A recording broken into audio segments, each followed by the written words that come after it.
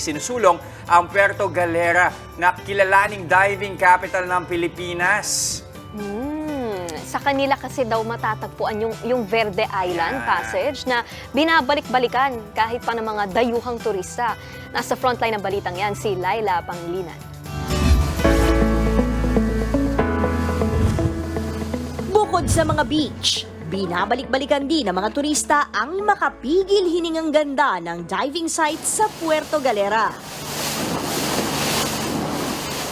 Idiniklara na kagabi ng kanilang sangguniang bayan na diving capital na ng Pilipinas ang Puerto Galera. Sunod naman itong ipagmamalaki ng kanilang Municipal Environment and Natural Resources Office sa ika-17 Congress of the Most Beautiful Bays of the World sa South Korea. Yan daw ay para mas marami pang turista ang mainganyong pumasyal dito. Napakalaki po kasi ang reach po niya ay pandaigdigan. So lahat ng mga dive enthusiasts ng buong mundo malalaman nila na ang Puerto Galera with being the center of the marine shorefish biodiversity ay itinatalaga na diving capital ng bansang Pilipinas. Divers Wonderland nga na maituturing ang Puerto Galera na Center of the Marine Shorefish Biodiversity. Bukod sa parte ito ng Coral Triangle, dito din matatagpuan ang marine corridor na Verde Island Passage.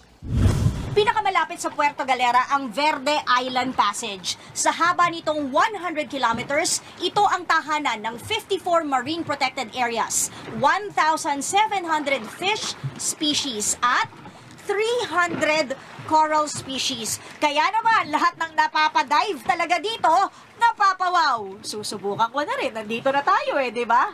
Let's go!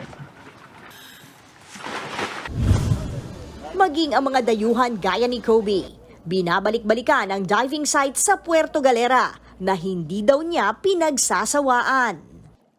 The range of dive sites, something like 35 different dive sites. They've wreck diving, deep diving, tech diving, brewing conditions. Kung mismong ang Tourism Secretary naman kaya ang tatanungin. I can personally attest to how amazing a diving destination Puerto Galera is because nakadive na po ako doon. At napakaganda po ng natural marine resources ng Puerto Galera. Pinapangalagaan naman daw ng Puerto Galera LGU ang kanilang itinuturing na yaman sa pamamagitan ng buwanang underwater cleanup drive. Talagang i-encourage yung ating mga business sector, yung stakeholders, especially yung live shop owners, to come up with a regular underwater cleanup. Kaya konting-konti na lang talaga yung basura Talagang ano na lang, very minimal. And it will help us really to protect the marine environment. Paunti ng araw ng paunti ang nakukuhang basura kada buwan. Indikasyon daw ito na mas tumatatak na sa isipan ng mga mamamayan ang kahalagahan ng malinis na karagatan. Napaka-importante para po mas marami kaming ma-attract, mas makilala yung puerto na hindi lang sa pinakamagandang dive destination, pero isa din sa pinakamalinis na lugar sa buong Pilipinas. Nakakatuwa na kaunti na lang yung nakuha namin. So magandang po ito, simbolo na natututo na yung ating komunidad. Nagbabalita mula sa Frontline, Laila Pangilinan, News 5. Mga kapatid, Jess De Los Santos po, huwag magpauli sa mga umaaksyong balita at napapanahong issue sa bansa. Para sa mas malawak na balitaan, mag-subscribe at mag-follow sa social media pages ng News 5.